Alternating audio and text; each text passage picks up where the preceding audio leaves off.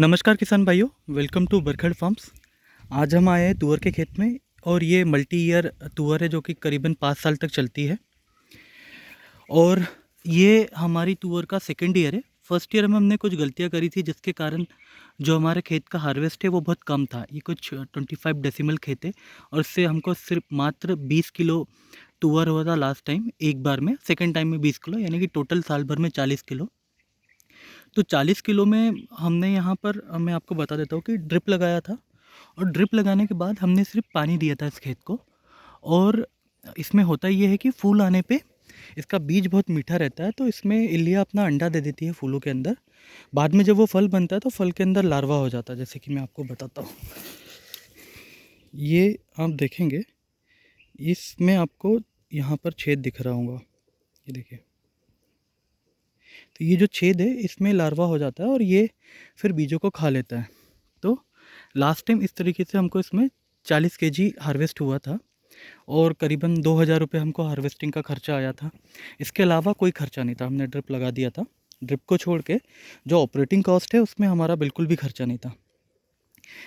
तो इस बार हमने इसमें फूल पे स्प्रे करा और फूल पे स्प्रे करने के बाद देख सकते हैं कि इस बार हमारे जो पौधे हैं उनमें ना के बराबर कीड़ा लगा हुआ है और इनका वज़न इतना हो गया है फलियों का कि ये झुक गए हैं प्लांट। आप देख सकते हैं ये ऑलमोस्ट हार्वेस्ट पे आ गया है।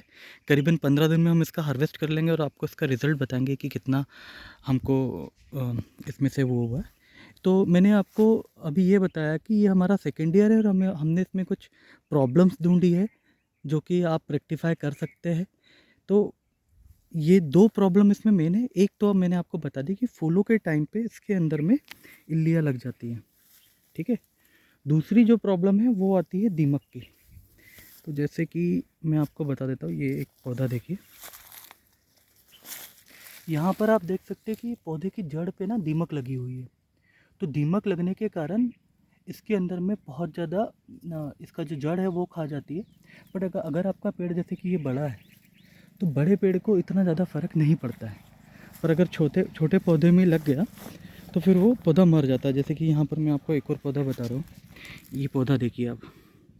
यहाँ पर जंगली सुअर का अटैक हुआ था और ये पौधा यहाँ से जो है मुड़ गया था। मुड़ने के बाद में दीमक ने इस पर अटैक किया और अटैक करने के बाद में ये पेड़ जो है पूरा सूख गया।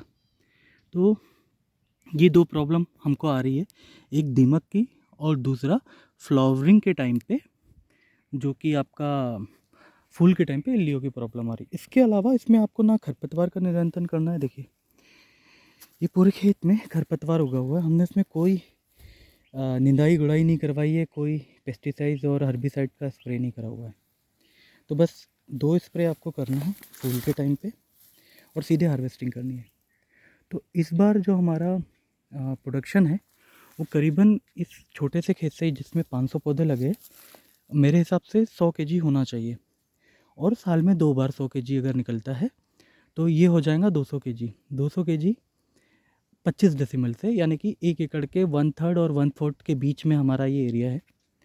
और ये जो ये एरिया है, ये यहाँ आप देखिए, आप जो ये मिट्टी देख रहे हैं ये इसमें बहुत कम मिट्टी है। ये एकदम पथरीली ज़मीन है और इसको हमारे यहाँ पर पार बोलते हैं। पार का मतलब होता है वो ज़मीन जो कि समतल नहीं हो। ये आप देख सकते हैं कि इसमें बहुत ज़्यादा झुकाव है।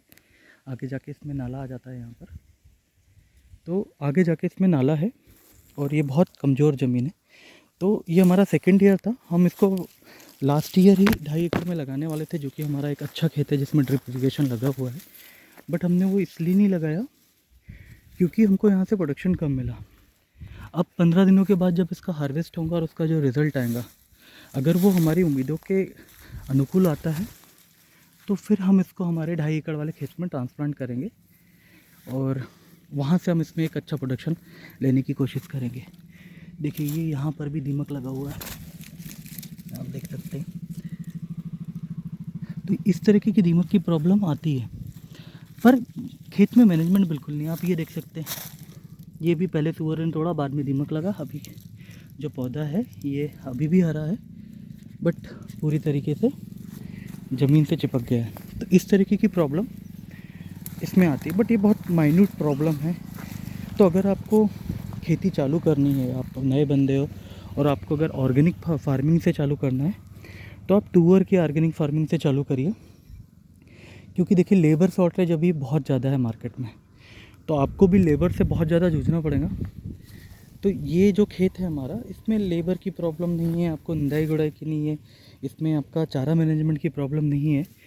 और हमने जब फर्स्ट ईयर में लगाया था तो इसके साथ में धनिया लगाया था हमने, तो हमको यहाँ से 40,000 रुपये का धनिया हो चुका था। सिर्फ 25 डेसिमल से हमको बरसात का 40,000 का धनिया हुआ था यहाँ से। तो हम नेक्स्ट खेत में भी यही करेंगे कि तुअर और धनिया को साथ में लगाएंगे। जब हमारा धनिया निकल जाएगा तब तक हमारा तुअर का जो पौधा है वो करीबन 3 फीट की हाइट गेन कर लेगा। और उसके बाद में हम उसमें, जैसे हमारे पास में NLM से हमने लोन लेके बकरी पालन का भी एक प्रोजेक्ट डाला हुआ है, तो उसमें फिर हम मेथी घास, दशरथ घास, बरसीम, ये सब के बीज डाल देंगे। तो जितना भी चारा हो जाए हमको, हम वहाँ से चारा काट लेंगे और हमारा जो तुअर है वो प्रोडक्शन हमको वहाँ से 2.5 एकड़ का मिलते रहेगा। तो ये एक तरीके का गन्ने की फसल जैसा है, जो इसका इनकम मॉडल है कि आपने जुलाई में तुअर लगाया और आपको जनवरी में है जो पहला आपको हार्वेस्टिंग मिल गया, दूसरा हार्वेस्टिंग आपको मार्च अप्रैल में मिल जाएगा। तो इस तरीके से आप इसमें अच्छा खासा पैसा कमा सकते हैं। तो इसके बाद में एक और अपडेट लेके आऊँगा इसकी हार्वेस्टिंग के टाइम पे। तो हार्वेस्टिंग के टाइम के बाद में हम इसको, जो पौधा है हमारा, इसमें जैसे ये जो डाले हैं, ये डालों को यहाँ से काट लेंगे। जैसे ये तना यहाँ पर है तो ये डाले काट लेंगे। डाले काटने के बाद ये खेत में जितना भी घास चारा है ये सब काट पीट के हम हमारी बकरियों के लिए और गायों के लिए रख लेंगे। और फिर इसमें वापस से ड्रिप लगा के पानी देंगे। और जो आपको यहाँ दीमक दिख रहा है तो दीमक के लिए कोई स्प्रे करेंगे। ठीक है, अभी ये मैंने कुछ बीज निकाल के रखे हैं इस बार की तुअर के, ये देखिए। तो ये जो बीज है ये दाना बहुत मोटा होता है, भारी होता है इसका दाना। जो हमारी तुअर रहती है, जो नॉर्मली हम लगाते हैं, जो सीजनल रहती है, ऐसे मल्टी ईयर नहीं चलती है। तो इस हिसाब से मुझे लगता है कि ये जो तुअर है ये आपके लिए बहुत अच्छी रहेंगी अगर आप ऑर्गेनिक फार्मिंग करना चाहते हैं या आप ऐसी फार्मिंग करना चाहते हैं जिसमें आपको बहुत कम टाइम और पैसा लगाना है। तो आपको बस इसमें ड्रिप का खर्चा है, और ड्रिप का खर्चा भी आपको कब आएगा, जब आप दूसरी फसल इसमें लेना चाहते हैं। तो जैसे आपने जुलाई में इसमें पहला हार्वेस्ट लिया, आप उसमें फ्लड इरिगेशन चला दीजिए। और उसके बाद में जब आपका जुलाई में पहला हार्वेस्ट आ गया तो फिर आप उसमें जाइए दूसरे आप उसमें ड्रिप, वो हार्वेस्ट का पैसा लीजिए और उससे फिर आप अपनी ड्रिप लगा सकते हैं। तो इस तरीके से जो ये जो खेत है, ये मेरे हिसाब से आई थिंक इस बार हम लोग इसमें सक्सेसफुल होंगे। फर्स्ट ईयर में तो हमको इसमें से ऐसा कुछ अच्छा खासा मुनाफा नहीं हुआ था। आप ये समझिए कि 80 किलो हमने 40 किलो हमने 80 रुपये के भाव में बेच के 3200 रुपये बेची थी। एंड हमको 2,000 रुपये का करीबन खर्चा भी आता, तो मुश्किल से 1200 बचे थे। पर इस बार हमको उम्मीद है कि यहाँ से हमको 1 क्विंटल तुअर होने की हमको है। तो 1 क्विंटल अभी होंगी, 1 क्विंटल अप्रैल में होंगी, 2 क्विंटल होगा। और 2 क्विंटल का अगर आप जोड़ते हैं 80 रुपये के भाव से तो 16,000 रुपये का हो रहा है। ये 1/3 एकड़ है और बहुत हल्की ज़मीन है, उस हिसाब से बता रहा हूँ।